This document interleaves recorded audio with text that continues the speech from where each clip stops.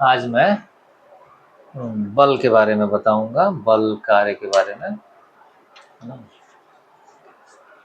बल किसे कहते हैं? बल का परिभाषा लिखा नहीं हूँ, किताब में दिया हुआ है, पढ़िए, आप लोग जानते भी होंगे, है ना। बल किसे कहते हैं? बल वह भौतिक कारक है जिसे हम बल वह बाह्य कारक है जिसे हम लगाकर किसी वस्तु की स्थिति में परिवर्तन लाते हैं। ठीक। बल बराबर क्या होता है? द्रव्यमान इंटू त्वरण, मतलब मास इंटू एक्सेलरेशन। बल ये मास का मूल मात्रक केजी है और एक्सेलरेशन का मीटर प्रति सेकंड स्क्वायर, इसका पहले वाले वीडियो में बताया हूँ, है ना। और तो अब ये क्या हो गया, एम के एस में किलोग्राम मीटर और पर सेकंड स्क्वायर हो गया। अब इसका डायमेंशन क्या हुआ? डायमेंशन हो गया, ये किलोग्राम वजन के लिए एम होता है और लेंथ के लिए एल और समय के लिए टी। तो यहाँ पावर वन वन है दोनों पे, तो लिखने की कोई ज़रूरत नहीं होती है ना। जब एक से अधिक हो तो लिखा जाता है, जीरो हो तो जीरो लिखना पड़ेगा, है ना। तो एम एल और टी माइनस टू ये हर में है, हर में है मतलब डिनोमिनेटर है। तो वन बाई एक्स कोई संख्या हो तो उसको घात के रूप में एक्स माइनस वन लिखते हैं, अगर पावर टू है तो एक्स माइनस टू लिखेंगे, उसी फॉर्म में जो हम पहले वीडियो में बता चुके हैं। तो ये क्या हुआ, M L T minus two, इसका डायमेंशन हो गया बल का। एम, है ना, बल का dimension M L T minus two होता है। इसको क्या है, मजला ब्रैकेट में घेर देते हैं, ठीक है। इसी फॉर्म में लिखा जाता है, ठीक है ना। कहीं कहीं है कि ये नहीं भी रहता है ब्रैकेट, सिर्फ इस तरह से लिखा रहता है, वो भी गलत नहीं है, लेकिन इसी रूप में लिखा जाता है, किताब में भी ऐसा ही रहता है ना। बड़ा ब्रैकेट में लिख देंगे M L T minus two. ठीक, ये कैसे लिखा गया ये पहले वाले वीडियो में बता चुका हूँ, अभी फिर भी बताया। अब इसका एसआई क्या होगा? एम के एस में किलोग्राम मीटर पर सेकंड स्क्वायर बल का यूनिट हो गया। अब इसी को एसआई मतलब वैज्ञानिक का नाम पर रख दिया तो अभी एसआई हो गया। एसआई मतलब वन, मतलब न्यूटन हो गया, वन न्यूटन, इसी का नाम अब न्यूटन हो गया। मतलब वन न्यूटन बराबर कितना हुआ, किलोग्राम मीटर पर सेकेंड स्क्वायर। ऑप्शन में इसी प्रकार से रहेगा, परीक्षा में क्या करेगा, वन न्यूटन दे देगा, फिर एक ये दे देगा और तीन ठो और दे देगा मात्रा। अब आप बताइए क्या कौन सा होगा। तो अच्छे से याद रखिए कि वन न्यूटन बराबर किलोग्राम मीटर पर सेकेंड स्क्वायर होगा, उसका डायमेंशन ऐसे होगा। अब सीजीएस में लिखेंगे, सीजीएस में लिखने के लिए क्या करेंगे, सीजीएस में लिखने के लिए अब एम के एस को ग्राम में बदल देंगे, मीटर को सेंटीमीटर में, समय तो सब में सेम ही होता है, सेकंड में ही रहेगा, इसमें कोई परिवर्तन नहीं है। अब क्या करेंगे, ये 1000 ग्राम बराबर 1 किलोग्राम होता है, तो इसलिए हमें 1000 लिख दिए। तो एक मीटर बराबर 100 सेंटीमीटर होता है, तो यहाँ 100 सेंटीमीटर लिख दिया। अब यहाँ ग्राम सेंटीमीटर स्क्वायर को अलग कर देंगे और ये संख्या एक साथ हो जाएगी, इनटू में गुना में है तो मल्टीप्लाई हो जाएगा, तो इसमें 3 2 5 शून्य हो जाएगा, तो ये क्या हो गया, 3 2 5 शून्य। ठीक, और ये इसको ग्राम सेंटीमीटर पर सेकेंड स्क्वायर लिखेंगे। अब ये जो आ गया ना ग्राम सेंटीमीटर पर सेकेंड स्क्वायर, ये सीजीएस में हो गया, क्या हो गया, सीजीएस, है ना, है।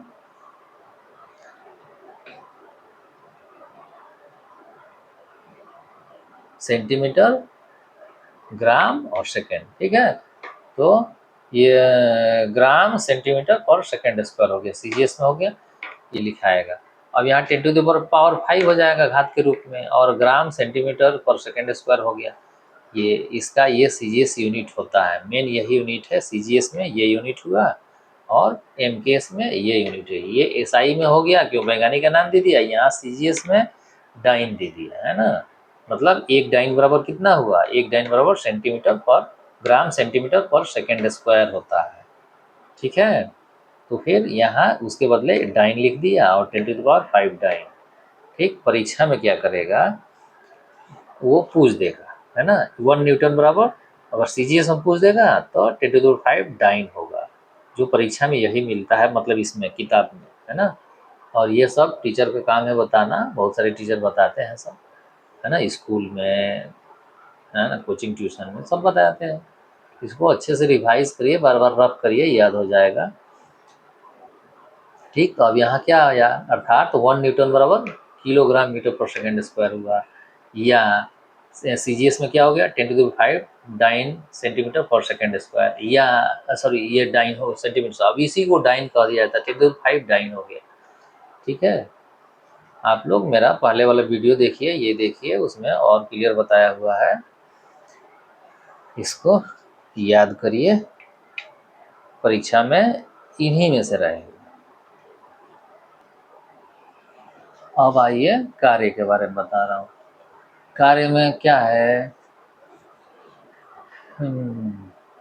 कोई बल लगाकर किसी वस्तु के बल के दिशा में डिस्प्लेसमेंट, है ना, मतलब उसको एक स्थान से दूसरे स्थान पे उसके स्थान में परिवर्तन करना ही कार्य होता है, मतलब कार्य का होना कहा जाता है, कार्य हुआ।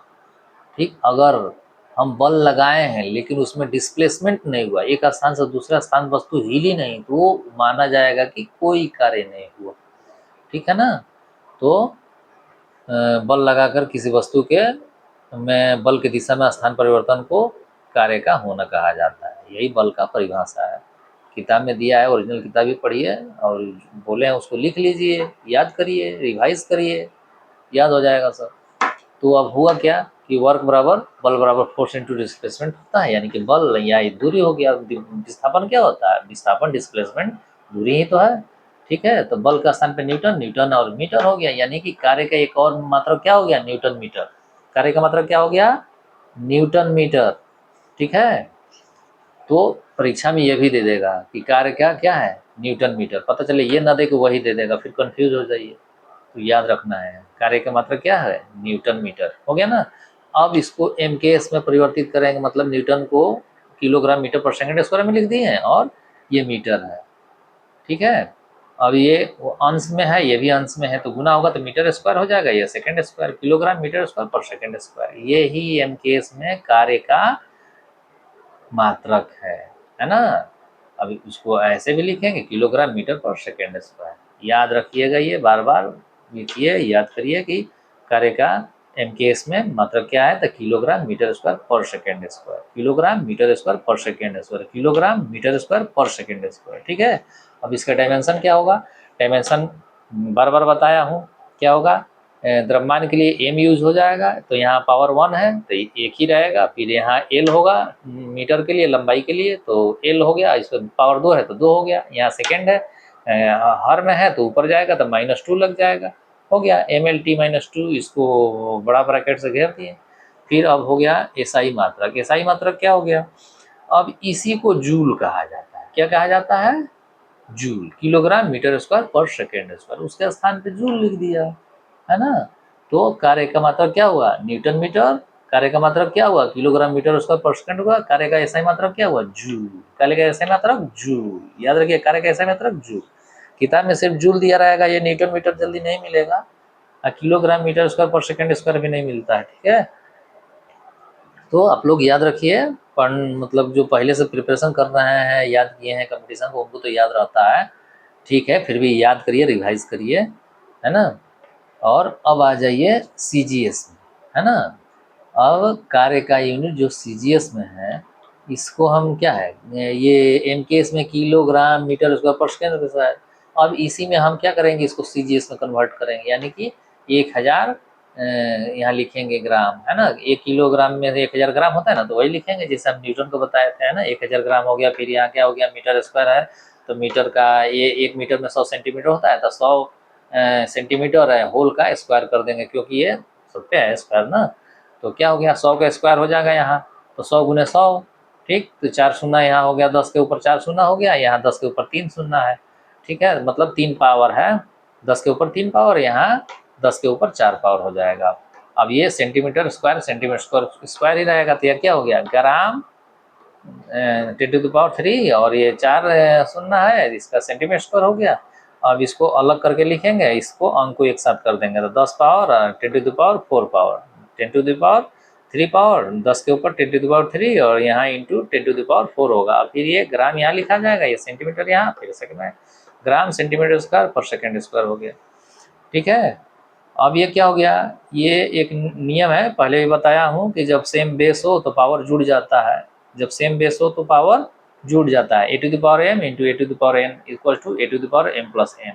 उस बेस पे ये क्या हो गया, जुड़ गया, मतलब कि सेम बेस है 10 तो 10 रहेगा, पावर क्या होगा, जुड़ जाएगा, यानी कि 4 3 7 हो गया। और ग्राम सेंटीमीटर स्क्वायर पर सेकेंड स्क्वायर, ये हो गया सीजीएस में कार्य का यूनिट।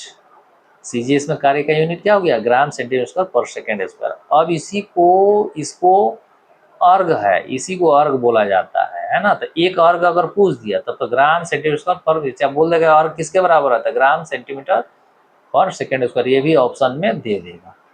तो कंफ्यूज होना नहीं है, इसको अच्छे से याद करिए, रिवाइज करिए, ठीक है। तो अब ये क्या हो गया, 10 टू द पावर 7 अर्ग। अब परीक्षा में आपको यही मिलता है कि कार्य बराबर, ये जूल बराबर 10 टू द पावर, 1 जूल बराबर 10 टू द पावर 7 अर्ग होता है ना, है ना।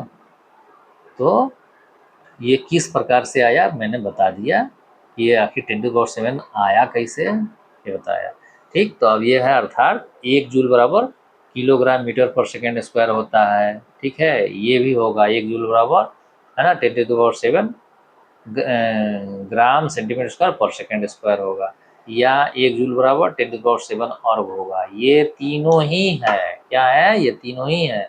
लेकिन अर्ग के बराबर ये भी लिख देगा, एक अर्ग बराबर ग्राम सेंटीमीटर स्क्वायर पर सेकेंड स्क्वायर, ये तो दोनों में सेम है ना। तो एक अर्ग बराबर कितना हुआ, ग्राम सेंटीमीटर स्क्वायर पर सेकेंड स्क्वायर। इसको आप लोग बार बार रिवाइज करिए, है ना। मेरा पहले वाला वीडियो सब देखिए मेरे चैनल पे जा करके, है ना, इसको याद करिए। और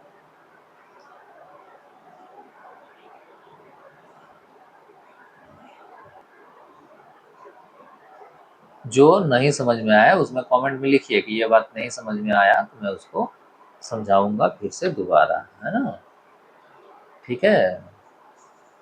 लाइक शेयर सब्सक्राइब करिए।